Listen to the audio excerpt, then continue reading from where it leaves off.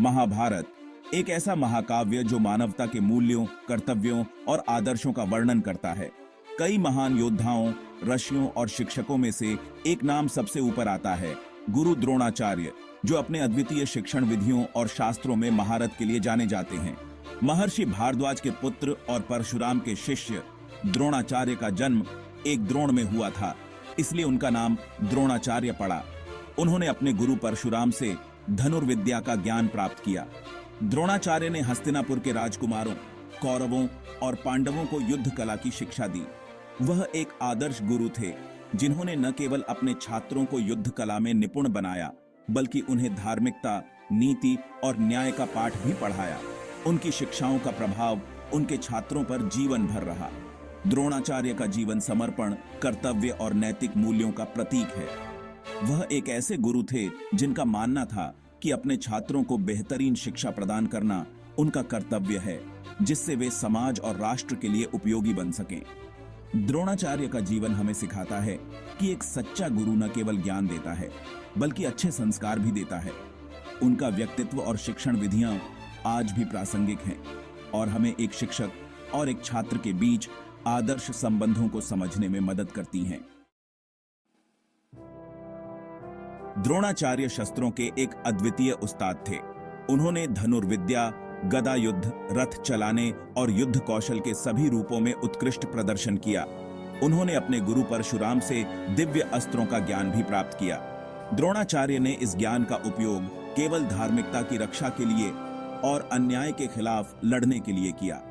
उन्होंने अपने छात्रों को सिखाया कि हथियारों का इस्तेमाल सावधानी और समझदारी से करना चाहिए। द्रोणाचार्य का मानना था कि हथियार शक्ति के प्रतीक हैं और शक्ति का उपयोग हमेशा न्याय और धार्मिकता स्थापित करने के लिए किया जाना चाहिए। शस्त्रों के बारे में उनके गहन ज्ञान ने उन्हें अपने समय का सर्वश्रेष्ठ धनुर्धर बना दिया। मार्शल आर्ट में उनकी विशेषज्ञता आज भी लोगों को प्रेरित करती है। द्रोणाचार्य ने अपने छात्रों को सैन्य रणनीति और कूटनीति का ज्ञान भी दिया, यह जानते हुए कि युद्ध जीतने के लिए न केवल शारीरिक शक्ति, बल्कि बुद्धिमत्ता और रणनीतिक योजना की भी आवश्यकता होती है। द्रोणाचार्य के जीवन की एक प्रेरक घटना एकलव्य से जुड़ी है, जो एक निषाद पुत्र था। एकलव्य धनुर्विद्या सीखने के लिए उत्सुक था और उसने द्रोणाचार्य से उसे सिखाने का अनुरोध किया। हालांकि द्रोणाचार्य ने उसे एक छात्र के रूप में स्वीकार करने से इनकार कर दिया, क्योंकि वह कौरवों और पांडवों को पढ़ाने के लिए प्रतिबद्ध थे और नहीं चाहते थे कि कोई अन्य छात्र हस्तक्षेप करे। बेफिक्र एकलव्य ने जंगल में द्रोणाचार्य की एक मूर्ति स्थापित की और मूर्ति को अपना गुरु मानकर धनुर्विद्या का अभ्यास शुरू कर दिया। समय के साथ एकलव्य धनुर्विद्या में इतना कुशल हो गया कि उसने अर्जुन को भी पीछे छोड़ दिया। एक दिन जब द्रोणाचार्य और उनके शिष्य जंगल में शिकार कर रहे थे, तभी एक कुत्ते के भौंकने की आवाज से उनका ध्यान भंग हो गया। द्रोणाचार्य ने देखा कि कुत्ते का मुंह बाणों से बंधा हुआ है, लेकिन वह सुरक्षित था। धनुर्धर के कौशल से चकित द्रोणाचार्य ने सोचा कि यह उपलब्धि किसने हासिल की होगी। द्रोणाचार्य के जीवन का एक और मार्मिक प्रसंग कर्ण से जुड़ा है। सूर्यदेव और कुंती के पुत्र कर्ण को जन्म के समय ही कुंती ने त्याग दिया था और उनका पालन पोषण एक सारथी दंपत्ति ने किया था। कर्ण को बचपन से ही शस्त्रों में गहरी रुचि थी और उन्होंने द्रोणाचार्य से सीखने की इच्छा व्यक्त की। हालांकि द्रोणाचार्य ने यह कहते हुए उसे मना कर दिया कि वह केवल क्षत्रियों को ही पढ़ाते हैं। इससे बहुत आहत हुए कर्ण ने अपना वंश छिपाया और परशुराम से शिक्षा प्राप्त की और उनके प्रिय शिष्य बन गए। एक दिन जब परशुराम कर्ण की गोद में सिर रखकर आराम कर रहे थे, तो एक कीड़ा कर्ण की जांघ पर काटने लगा। अपने गुरु की नींद में खलल न पड़े, इसलिए कर्ण ने बिना हिले डुले दर्द सहा। कर्ण की सहनशीलता से प्रभावित होकर परशुराम ने उससे ऐसा करने का कारण पूछा। कर्ण ने उत्तर दिया कि वह अपने गुरु की नींद में खलल नहीं डालना चाहता था। गुरु द्रोणाचार्य पांडवों के प्रति विशेष स्नेह रखते थे। वह उनसे अपने पुत्रों की तरह प्रेम करते थे और उन्हें शिक्षा देते थे। उन्होंने अर्जुन को अपना सर्वश्रेष्ठ शिष्य बनाया और उन्हें धनुर्विद्या के सभी गुर सिखाए।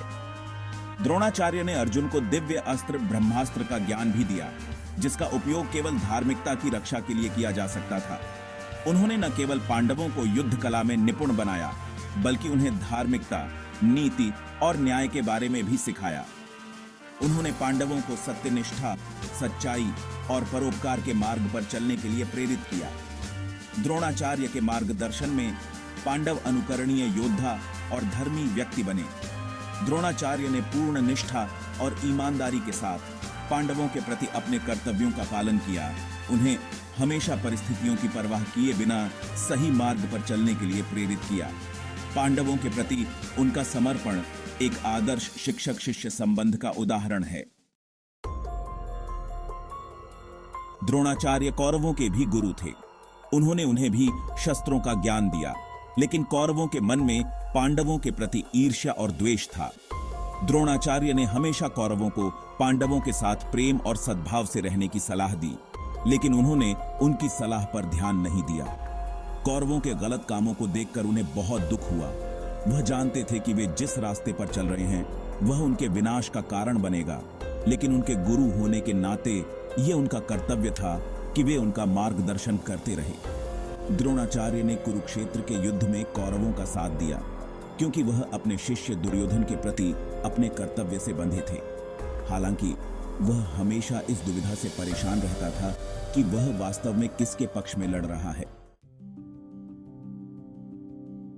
द्रोणाचार्य की शिक्षण पद्धति अनूठी और अनुकरणीय थी। उन्होंने अपने छात्रों को सैद्धांतिक और व्यावहारिक दोनों तरह का ज्ञान प्रदान किया। द्रोणाचार्य का मानना था कि शिक्षा का उद्देश्य केवल ज्ञान प्राप्त करना नहीं है, बल्कि इस ज्ञान को व्यावहारिक जीवन में लागू करना भी है। उन्होंने अपने छात्रों को कड़ी मेहनत और अनुशासन के महत्व पर जोर दिया। खुद अत्यधिक अनुशासित होने के कारण उनसे भी यही अपेक्षा करते थे। द्रोणाचार्य की शिक्षण पद्धति का मुख्य उद्देश्य अपने छात्रों को शारीरिक और मानसिक रूप से मजबूत बनाना था, ताकि वे जीवन की चुनौतियों का डटकर सामना कर सकें। उन्होंने अपने छात्रों को नैतिक मूल्यों की भी शिक्षा दी। उन्हें सच्चा, ईमानदार, कर्तव्यनिष्ठ और न्यायप्रिय बनने के लिए प्रेरित किया। द्रोणाचार्य को अपने जीवन में कई नैतिक दुविधाओं का सामना करना पड़ा।